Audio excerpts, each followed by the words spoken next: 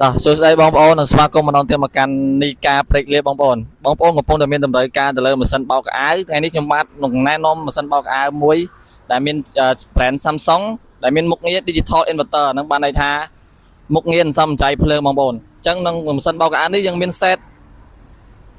អឺ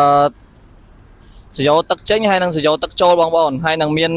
ប្រព័ន្ធការពារបាក់តេរីគេហៅថា Magic Filter មួយទៀតបងប្អូនហើយនៅកន្លែងនេះយើងអាចដាក់ទឹកក្អូបហើយនឹងទឹកសាប៊ូបានបងប្អូនអញ្ចឹងនឹងមាន sensor ការពារមិនអាចធ្លាក់ត្រូវដៃឬក៏បងផ្ទះបងប្អូនមានក្មេងច្រើនវាអត់ធ្លាក់លឿនពេកទេវាមាន sensor របស់វាការពារបងប្អូនហើយនឹងប្រភេទនេះបើសិនជាបងប្អូនទិញនៅនីការព្រឹកលៀបយើងក៏មាន free ជើងតម្រយ៉ាងស្រស់ស្អាតជូនបងប្អូនមួយផងដែរអញ្ចឹងបើបងប្អូនមានតម្រូវការលើម៉ាស៊ីនបោកខោអាវឬក៏ទូទឹកកកបងប្អូនអាចអញ្ជើញមកកាន់នីការអេឡិចត្រូនិកព្រែកលៀបបងប្អូនដែលឬក៏តាក់ទងតាមលេខ Telegram និង TikTok របស់ពួកយើងផ្ទាល់ក៏បានដែរបងប្អូនសូមអរគុណ